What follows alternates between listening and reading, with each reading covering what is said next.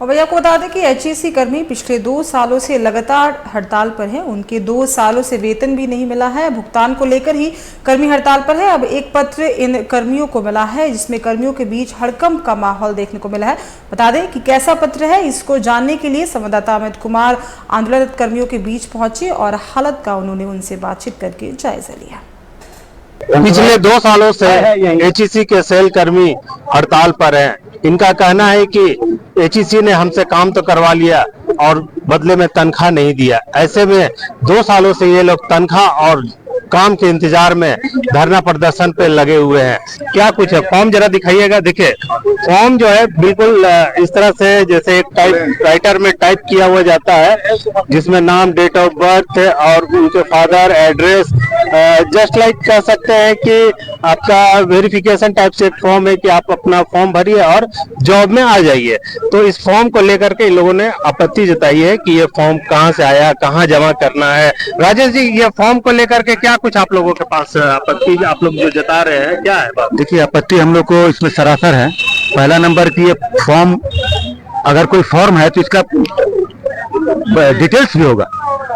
हाँ, फॉर्मेट में आया है कि पीडीएफ अगर इसका आया तो उसमें 1 और 6 लिखा हुआ है। इसका मतलब इसके पीछे 5-6 पन्ना और है। खैर, उस पर हम नहीं जाते हैं।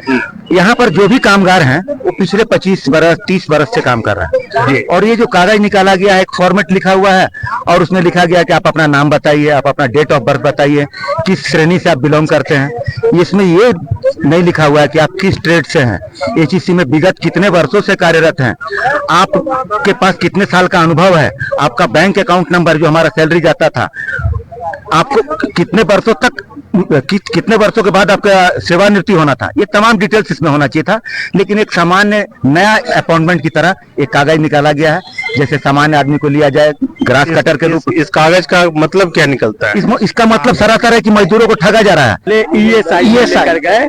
एचईसी का हम लोग का पैसा कट के जाता था ईएसआई में ले जाने के बाद वहां से उन लोगों ने पैसा नहीं जमा होने के एवज में कह दिया कि आपका ट्रीटमेंट नहीं होगा। तब वहां से बेचारे आनंद फानंद में लेकर चले गए सदर हॉस्पिटल में।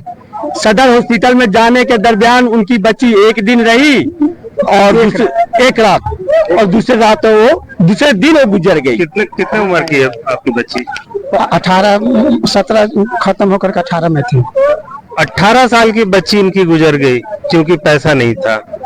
तो इसके बाद आपने कभी इस प्रबंधक को जो है अपने कुछ बात बताई कि मेरे बच्चे गुजर गए हैं?